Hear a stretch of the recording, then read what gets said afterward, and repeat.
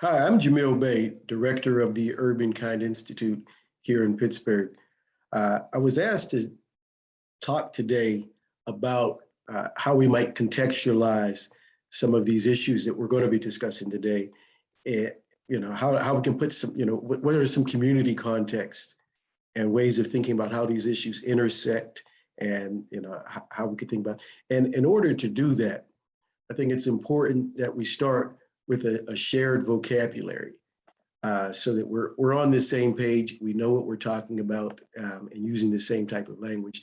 And I think this frame here helps us to get to that point. And so some of the terms that I want us to make sure that we have this working understanding knowledge of. But let's start with disparate impacts, then cumulative impacts, environmental racism, environmental justice, the social determinants of health, and some political determinants of health. So let's start with disparate impacts. So disparate impacts, this is a type of impact that occurs when a facially neutral policy or practice disproportionately affects members of a protected class. For example, we know that across the region, the air quality is poor. The policies and practices that allow manufacturers to emit toxins, that allow diesel railroads to traverse neighborhoods, and our zoning ordinances, they impact all of us. We all in Allegheny County and then southwestern Pennsylvania, we all breathe bad air.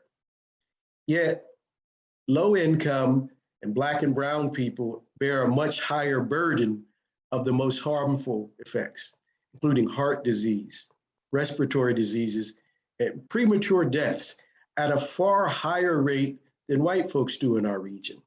So this is a disparate impact.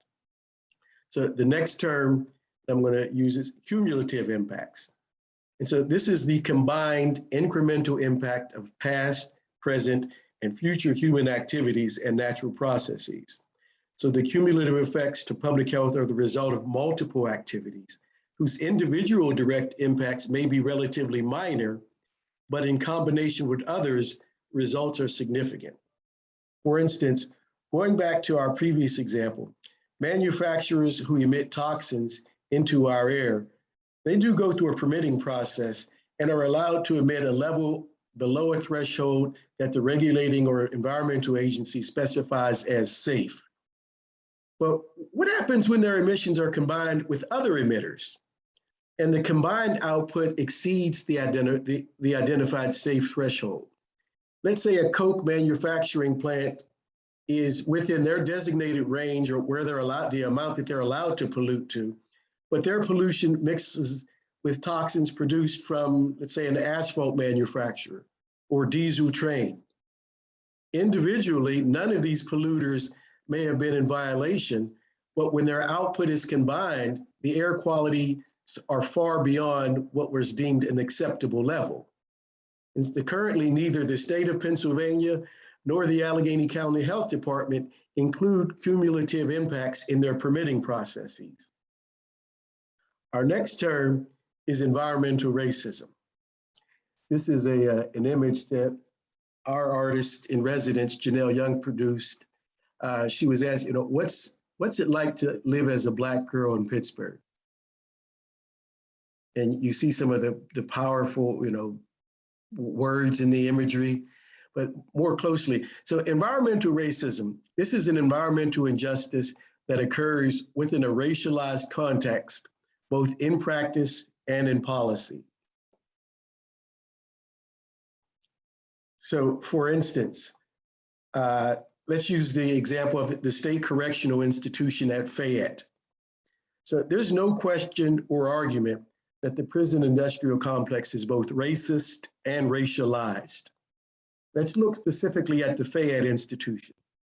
So the state opened this in 2003, and it was built to replace older facilities in Pittsburgh and Waynesburg. They built the prison on a former strip mine site with all of the known health hazards that proximity to breathing ash dust have. They also built an on-site waste treatment plant on the prison grounds for the neighboring townships. So now this includes all of the health hazards known to be associated with long-term exposure to wastewater treatment chemicals and processes. And so now this prison holds three distinctions. First, all of the state's license plates are manufactured in Fayette. With the second one, without a geriatric unit, this prison has the third highest inmate death rate in the prison system. Inmates are dying from cancer and heart disease typically associated with breathing the ash from the strip mine that the place was built upon. And that third highest, the only two that rank it in the state, typically, they house the geriatric populations. And so the third distinction, this prison also has the highest percentage of Black and brown inmates.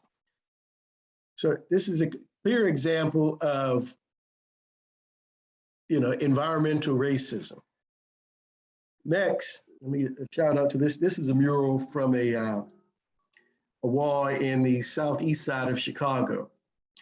And this is environmental justice. Environmental justice is the fair treatment and meaningful involvement of all peoples, regardless of race, color, national origin, or income, with respect to the development, implementation, and enforcement of environmental laws, regulations, and policies. This goal will be achieved when everyone enjoys the same degree of protection from environmental and health hazards and equal access to the decision-making process to have a healthy environment in which to live, learn, and work. Now, we currently have no examples of environmental justice in the region or in the country. But the idea is that this is a goal that we're striving for. So, but we do have lots of examples of environmental injustices that we could discuss. But for the sake of this, we'll go on. So two more terms. One is next is the social determinants of health. Simply the school that you attend, the home that you live in, the neighborhood where you play, the job that you have. These are determinants of your health. So the social determinants of health are the conditions and the environments where people are born, live, learn, work, play, worship, and age that affect a wide range of health, functioning, and quality of life outcomes and risk. So do you have health care? Do you have a safe place to play? Do you have a relationship with health professionals? Does your job give you access or privileges to recreate?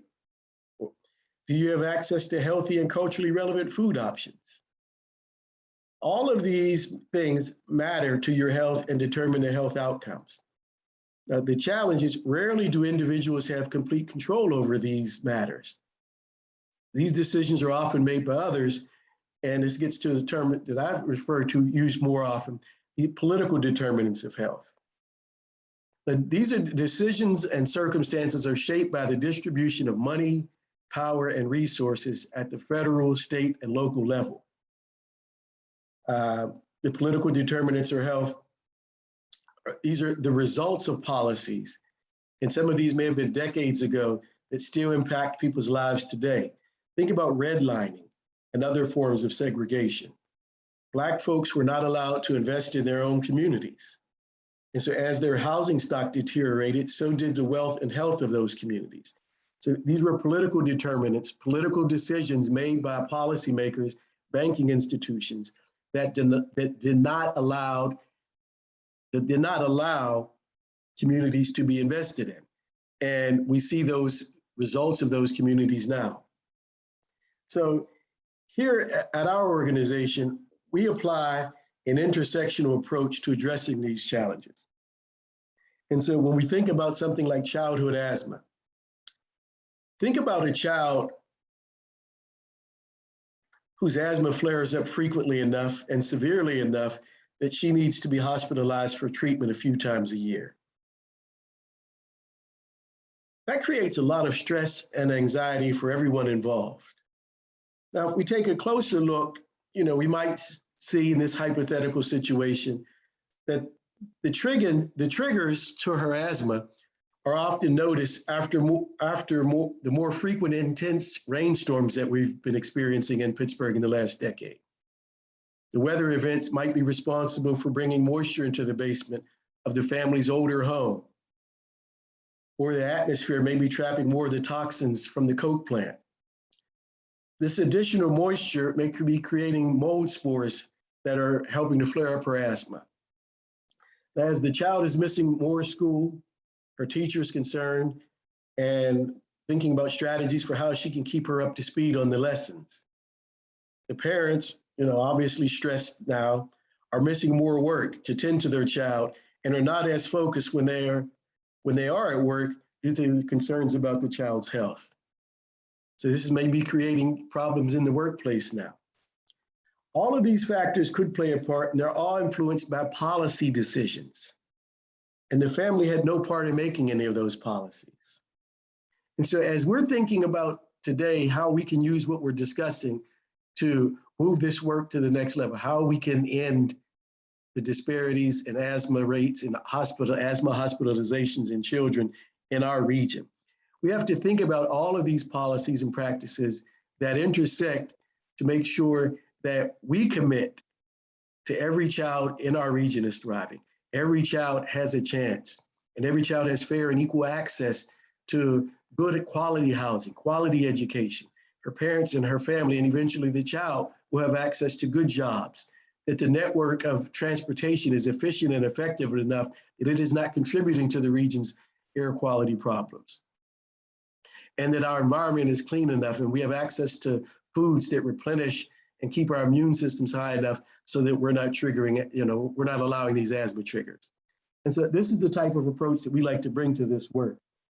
And so as I use that in closing, I want to thank you and challenge you to stay vigilant in this work. This is, when we focus our energy at the policies that are allowing these things to happen, we're much likely to get better results. And I'd like to use that time as to wrap up and thank you and for the ongoing work and for your participation in today's session.